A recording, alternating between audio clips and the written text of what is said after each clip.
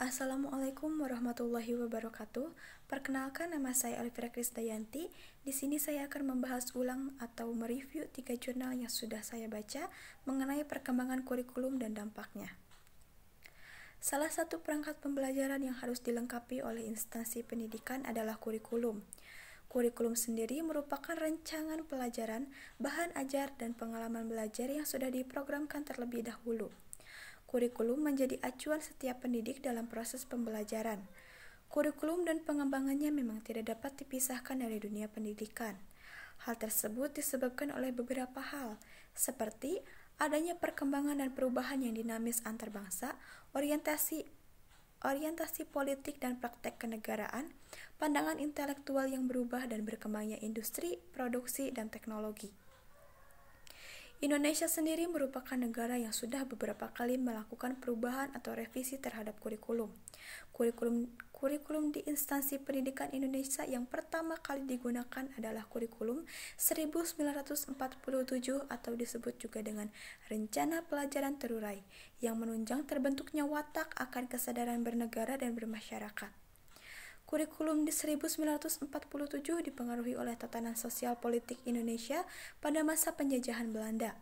Seiring berjalannya waktu, kurikulum 1947 mengalami perubahan menjadi kurikulum 1952 atau disebut juga dengan Rencana Pelajaran Terurai 1952.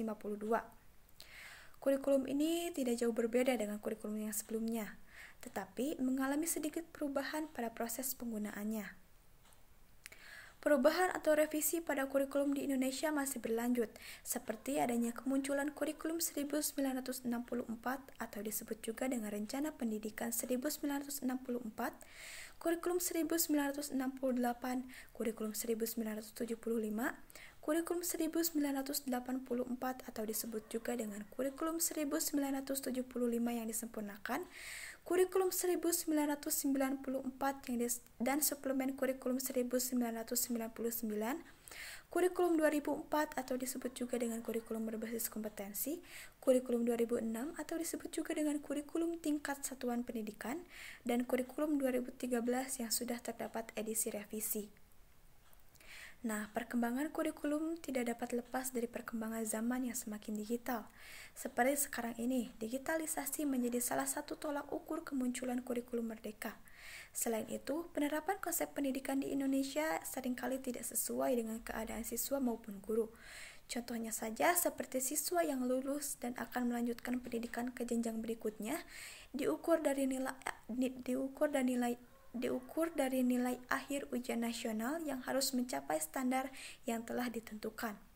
Padahal kita semua tahu bahwa setiap peserta didik mempunyai kemampuan dan keahlian di bidangnya masing-masing dalam proses pembelajaran. Selain itu, guru juga dituntut untuk mempersiapkan silabus atau RPP yang sangat banyak dan memakan waktu dalam mempersiapkannya, sehingga proses pembelajaran yang dilakukan oleh guru terhadap peserta didik tidak dapat dilakukan secara maksimal. Sistem kurikulum tersebut tidak dapat memberikan kemerdekaan bagi peserta didik maupun guru.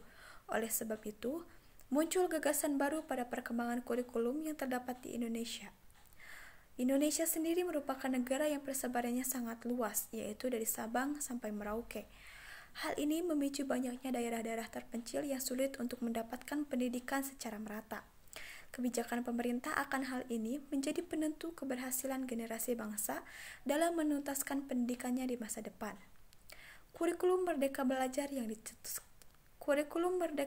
yang dicetuskan oleh Menteri Pendidikan dan Kebudayaan Bapak Nadiem Makarim menjadi solusi dalam menjawab permasalahan pendidikan saat ini.